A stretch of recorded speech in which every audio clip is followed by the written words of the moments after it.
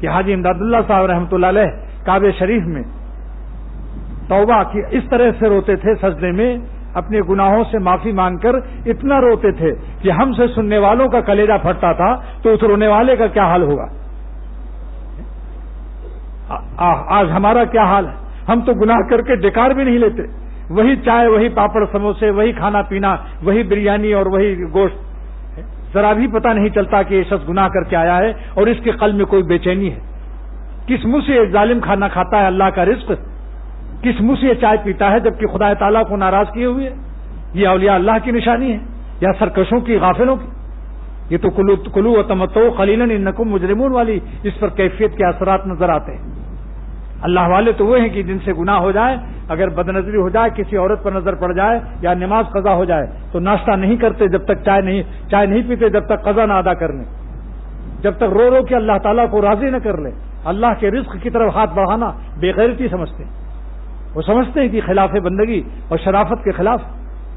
آپ بتائیے کہ اللہ جو شخص نماز قضا کر دے اور فجر پھر اس کے بعد وضو کر کے نہ ادا کرے اور ناشتے کے لیے پہل کر دے تو یہ کیسا بندہ ہے؟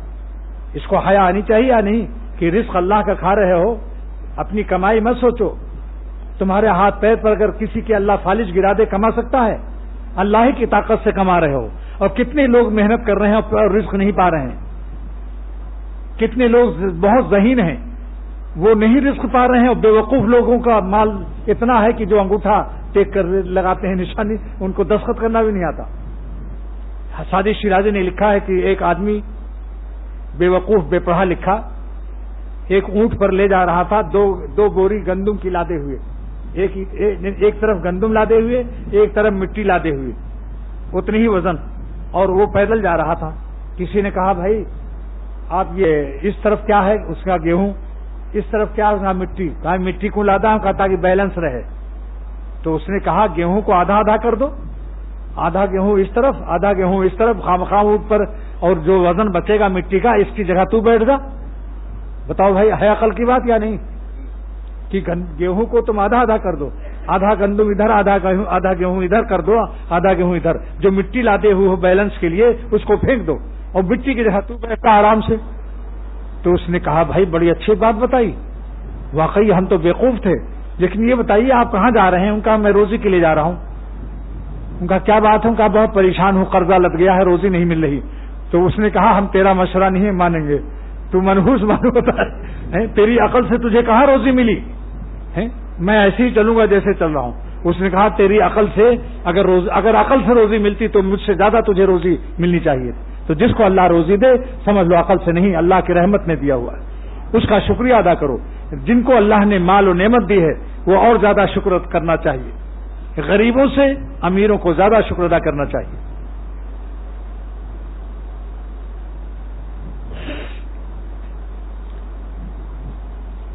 لہذا میں نے جو آیت تلاوت کی ہے کہ اللہ تعالیٰ ہی کی یاد سے دل کو چین ملتا ہے، اور یاد کی دو قسمیں ہیں، جس بات سے اللہ خوش ہو اس عمل کو کر لو، جس عمل سے اللہ ناراض ہو اس کو چھوڑ دو۔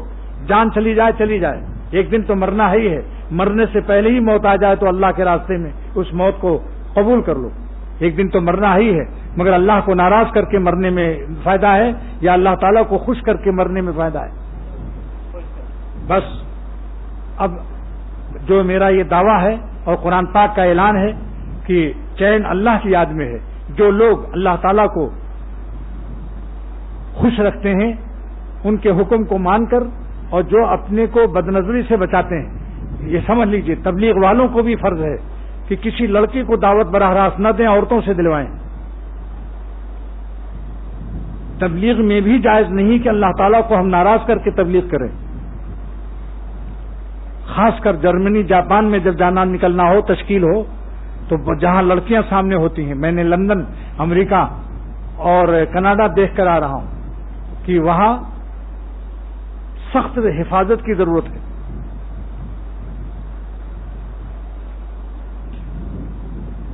اور امام ابو حنیفہ رحمۃ اللہ علیہ اپنے شاگرد امام محمد رحمۃ اللہ علیہ کو چونکہ بہت حسین تھے پیچھے بیٹھالتے تھے۔ امام ابو حنیفہ سے بڑھ کر ہمارا آپ کا تقویٰ اور پرہیزگاری نہیں ہو سکتی۔ امام صاحب نے احتیاط کیا اور فرمایا کہ جاؤ پیچھے بیٹھو، جب داڑھی نکل آئے تب آنا۔ اس لیے بزرگوں نے فرمایا کہ جن کے داڑھی موچھ نہ نکلی ہو ان کی دعوت میں اپنی حفاظت کرو، کسی کی جوتیوں کی حفاظت میں اپنا دین اور دوشالہ مت گواؤ۔ یہ حاجی امداد اللہ صاحب ہمارے پردادا پیر کا ارشاد ہے کہ کسی کی جوتیوں کی حفاظت میں اپنا 2000 10,000 کا دوشالہ مت گوا دو۔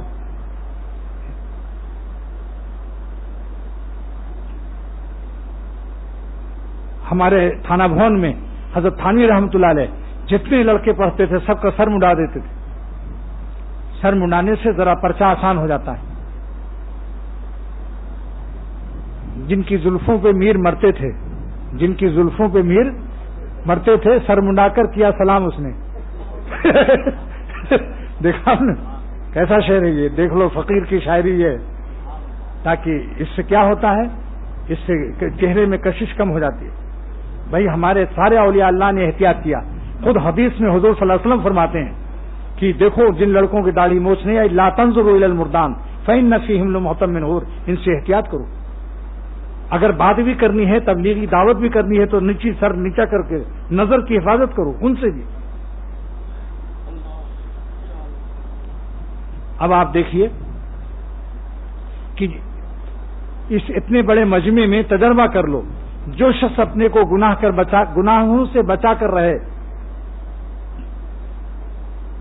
تو میں کہتا ہوں کہ پیٹ میں چٹنی روٹی اور کپڑے بھی چاہے اس کے پھٹے ہوں، لیکن اگر وہ گناہوں سے بچتا ہے، اللہ کی عبادت میں مشغول ہے، ان کا حکم مانتا ہے، انشاءاللہ آپ اس کو چین سے پائیں گے۔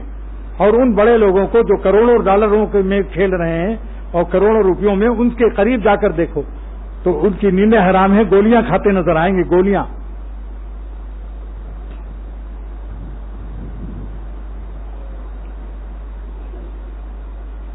ہمارے جہاز میں عمران خان بھی تھے، کرکٹر، سنا ہوگا آپ لوگوں نے نام عمران خان کا۔ تو وہ عمران شو امریکہ میں دکھانے گئے تھے تاکہ کینسر کا جو ہسپتال ہے ان کا لاہور میں، اس کو کچھ چندہ مل جائے، لیکن شو دکھانے والے کا شو ختم ہو گیا، ہارٹ فیل ہو گیا اس کا لاش لا رہے تھے وہ، اور ان کو اتنی پریشانی تھی کہ زندگی کا سرمایہ جیسے ڈوب گیا۔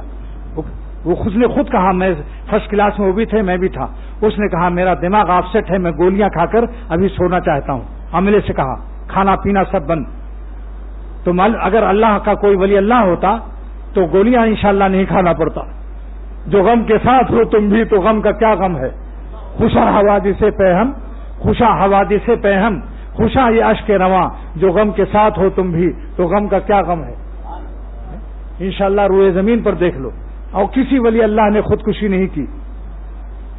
اگر خودکشی کی ہے تو امریکہ اور جرمن جاپان والوں نے کی ہے۔ جتنے ہی جو خدا سے دور ہے انہوں نے حرام موت اختیار کی، کیونکہ کوئی سہارا نہیں ہے۔ اللہ تعالیٰ اللہ والوں پر کے دل کو غم فروخت کرتے ہیں، کسی حالت میں ہو ہمیشہ اللہ سکون سے ان کو رکھتا ہے۔ اگر سوئٹزرلینڈ کی گھڑیاں واٹر پروف بن سکتی ہیں تو اللہ تعالیٰ اپنے عاشقوں کے قلب کو بھی غم فروخت کرتے ہیں۔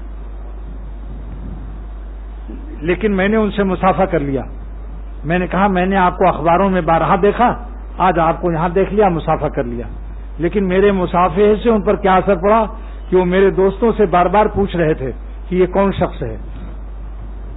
پھر بتایا کہ یہ شیخ ہیں، تو اس نے پوچھا کہ کیا صوفی بھی ہیں یہ؟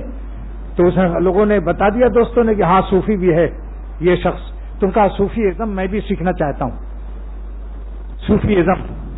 تو وہ صوفی ازم سیکھنے والے شاید جلد ہی آئیں ہماری خانقاہ میں انشاءاللہ تعالی۔ میں نے مسافہ اس لیے کیا تاکہ ان کو نہ یہ احساس ہو کہ مولوی لوگ گنہگاروں کو حقیر سمجھتے ہیں۔ میں ہر ایک کو گلے لگانے کے لیے تیار ہوں۔ امریکہ کے ہمارے دوست کا بیٹا بیٹھا ہے، بتاؤ میں نے محبت تم لوگوں کو پیش کیا یا نہیں؟ جتنے بھی ہے، کوئی بھی اللہ کا بندہ ہو، جب میں کافروں کو گلے لگا سکتا ہوں، اگر ہمیں امید ہو جائے کہ یہ اسلام لائے گا، ایمان لائے گا، تو مسلمان ہے، وہ تو ایمان لا چکا ہے۔